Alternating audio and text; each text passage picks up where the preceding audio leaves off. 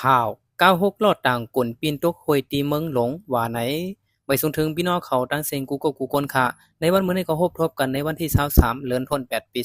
2566ค่ะออกค่ะในจอมหนังข่าวเงาคือด้านเอาค่ะตอนในก็96ลอดต่างกลปีนตกห้วยตีเมืองหลงในนั้นเสได้เอามาสืบปืนเพปันพี่น้องเขารับถอมยินกันอยู่ค่ะเมื่อวันที่20วันเดือนธันวาคมปี2566เมื่อยามกลางในมี96ล้อต่างโคกลลำหนึ่งอันและเป็นเพกึ่งกลางปีนตกห้วยกว่าที่หิมวันร้อยคำเจเวงเมืองหลงจีตอนเกียกไม่จึงได้บทห้องในเย้า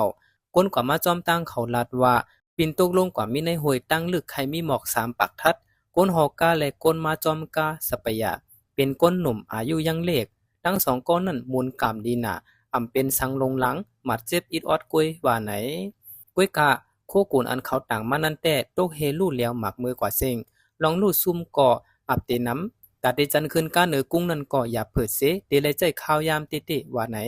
มือก้นจวดแถมเขาลงกว่านั้นโหกายังตึกออกอายก้อนไฟอยู่ขาดล้ำว่าเคิงจากอินจินกาเตลูกไว้ที่เป็นเพกกึ่งกลางนั้นมีเหนือเส้นตั้งหลงลูกเวงหรือกว่าเมืองกุดข้าวตั้งไก่แหล่ไล่ต่อโคกุนตั้งน้ำตั้งนักเส้นตั้งก็อำนี้แหล่ไล่พังสติเสฮอติในยาวออกค่ะอันนี้ก็เลยหูจ้อมข่าวเงาคือดันเอาขาตอนในอันเกี่ยวกับไปลอง96ลอดต่างกลปินทุกห้วยที่เมืองหลงในก็มีเรื่องหนังในค่ะ